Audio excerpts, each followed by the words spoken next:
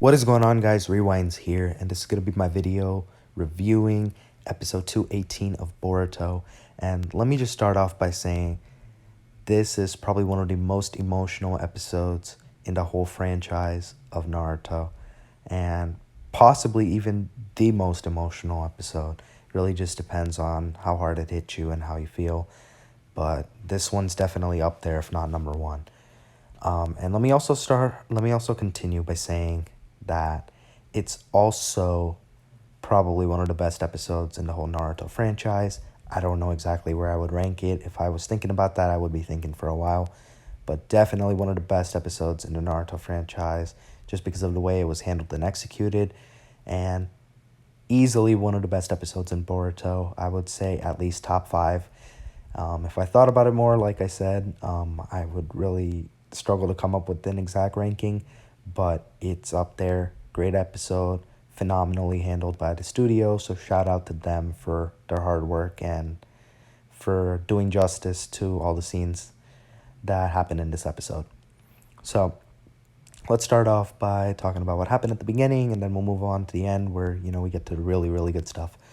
So we start off the episode continuing on from the cliffhanger from last week where Kawaki shows up in front of Ishiki in order to save Naruto. So we have Kawaki showing up so Naruto doesn't die, and that grabs Ishiki's attention. Of course, Ishiki's at the end of his lifespan, and what happens is Kawaki actually starts off by using a fire style jutsu on Ishiki, but Ishiki runs through it, of course, with no difficulty at all. And then Ishiki's kind of just like mocking him, like as he grabs him, saying that, who do you think you are? You're just meant to be a vessel.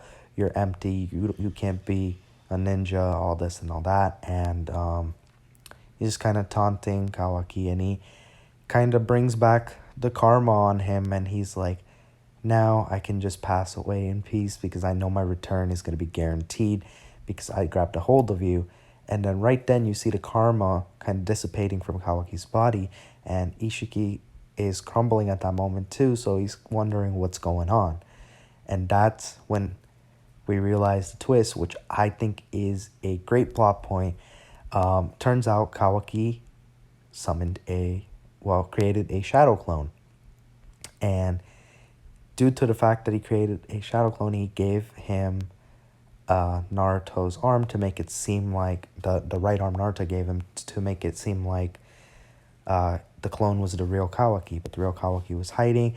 Ishiki was down. Ishiki got deceived by Kawaki, which I think is the best revenge after all of the stuff that Jigen had put him through, / Ishiki had put him through.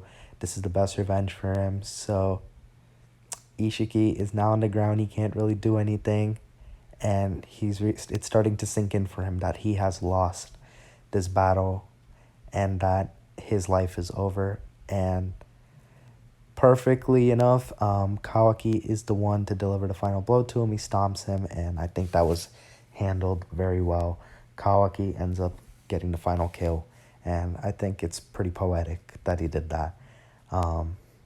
So I think that was handled pretty well. That was the first 5-6 minutes. Then it seems like Naruto's alright. He's on the ground. Sasuke's there by him too. They're just glad that they won the whole battle against Ishiki now. And right when they start calming down a little, out of nowhere, Boruto, or aka Momoshiki, Borushiki as a lot of people say, comes and hits Sasuke in the eye with the kunai, stabbing the eye where he has his Rinnegan, causing Sasuke to lose his Rinnegan, or at least injure it. I'm pretty sure he lost it because manga stuff, but I know a lot of people have some theory that he might get it back. Who knows? But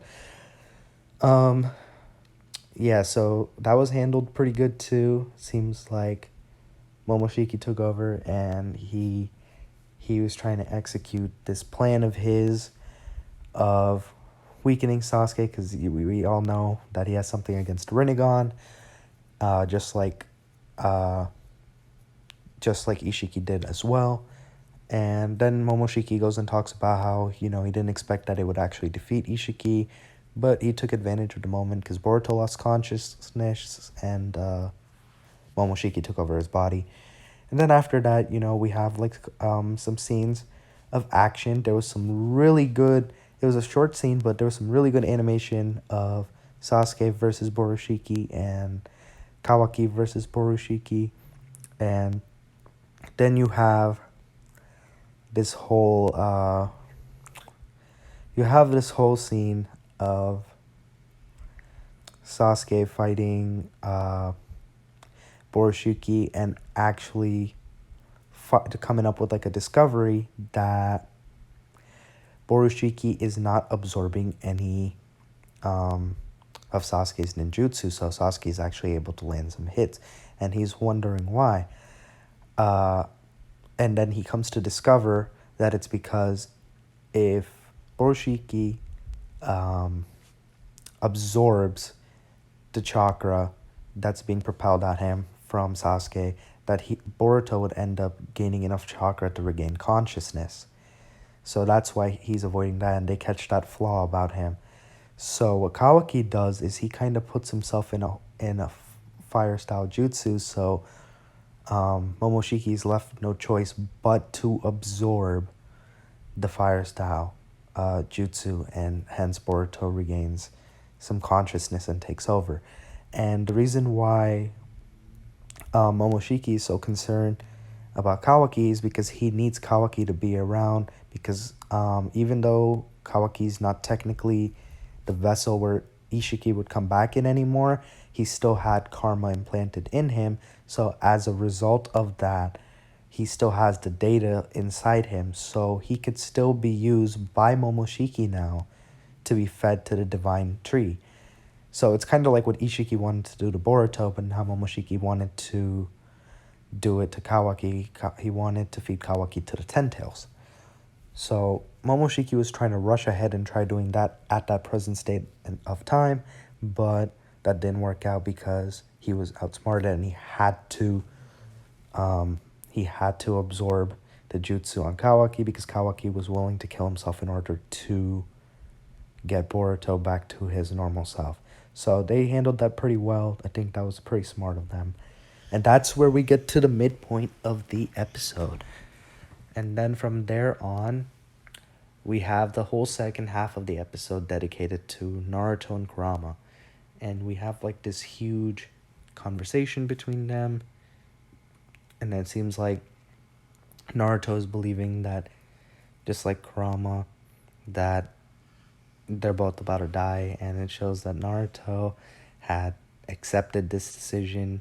And, he was saying that it was just his regret that he didn't really get to properly say goodbye to Himawari and Hinata.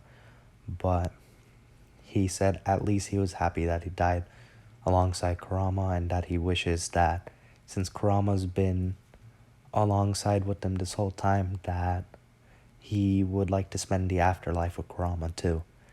And the music and the whole scenes just started hitting at the same time, and it just started getting more emotional. And then eventually it was handled pretty well also, that Kurama deceived Naruto to the very end, because towards the end of the episode he says that I never said that you would die, Naruto.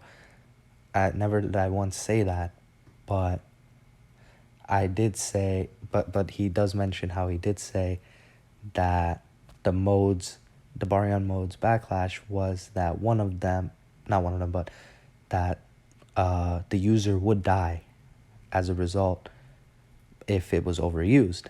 And that's exactly what happened. But the life source of the energy was Kurama's energy, not Naruto's energy.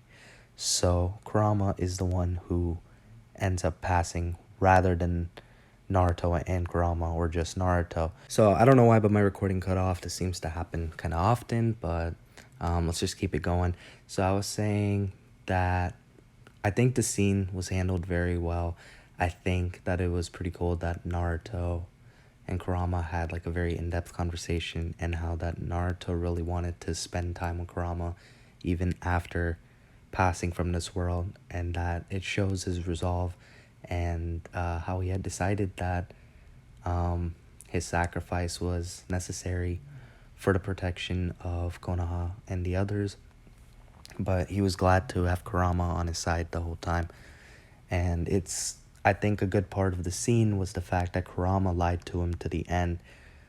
Towards the very end, right before he passed, that's when he finally revealed that he's the one who's going to be going. And Naruto was kind of just in shock and disbelief, because Kurama explained that if he had told Naruto that he was going to be the one that only passed, and Naruto would have hesitated or not used the Baryon mode at all, which I think is very true because of Naruto's character. So I think Kurama had a very valid reasoning for lying about it. And, right then you can tell Naruto is just in shock. He's in absolute disbelief. And right towards then, where it seems like Kurama's about to pass, that's when the episode ends, and then you start getting the end credits rolling, and that's when it really starts hitting even harder, because you have all these flashbacks coming in from the original Naruto Shippuden, and then some stuff from Boruto, and it all just starts clicking and hitting. And that's when you also have a scene of Kurama telling Naruto that he's not gonna have him around anymore, and that he's not gonna have superhuman strength anymore as a result, so to be careful, and that he hopes that he doesn't see him in the afterlife too soon, and that he can still live a long and lengthy life. And as Kurama is slowly passing away and saying goodbye, you can just hear Naruto's voice and how he's so sad and in denial. And then the last few screams, if you guys remember in the episode when he yells Kurama's name, like, you can just hear the pain in his voice, and that was just probably one of the saddest parts. And then I really liked how they transitioned at the end from there to going from there to the actual real world, where you see Boruto over there in front of Naruto grabbing his arm, and then you see Boruto's relief on his face when Naruto wakes up, because he thought that Naruto was done for, Naruto was going to pass, and that it was over. But and then you see Boruto embrace him. Boruto's crying, and you can tell how much it meant for Boruto to see Naruto alive again.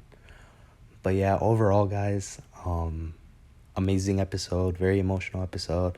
I was pretty sad throughout this episode. I'm kind of sad even talking about it now, but I'm just very happy that they did this justice. I feel like in the manga it was rushed, and it's kind of expected because it's a monthly manga, but the anime did 1,000 times better job, in my opinion, on the scene, and the way they handled it was beautiful. I can't wait to see it again, and I'm personally always interested to check out how a lot of these emotional scenes sound in both the sub and the dub, so I can't wait to see how they handle it in the dub too later down in a year or two. It'll be cool to see, because I'm sure they'll do a good job as well, because Naruto usually has a pretty good dub as well, in my opinion. We'll see how it goes, but overall, I'm very happy with how it was done, and I thought it was a 10 out of 10 episode. But that's my personal thoughts on it. Let me know what you guys thought of Boruto episode 218 in the comments below. Did you like it? Did you not? How sad were you during this episode? I know a lot of people that were pretty sad because of how well the scene was handled. But let me know what you guys think, though, in the comments below for sure. Be sure to leave a like on the video if you guys enjoyed. Subscribe to my channel if you guys are new, especially if you are a Boruto or Naruto fan. Hope you guys have a good day or night whenever you guys are watching this. I'm Rewinds, and I'm out.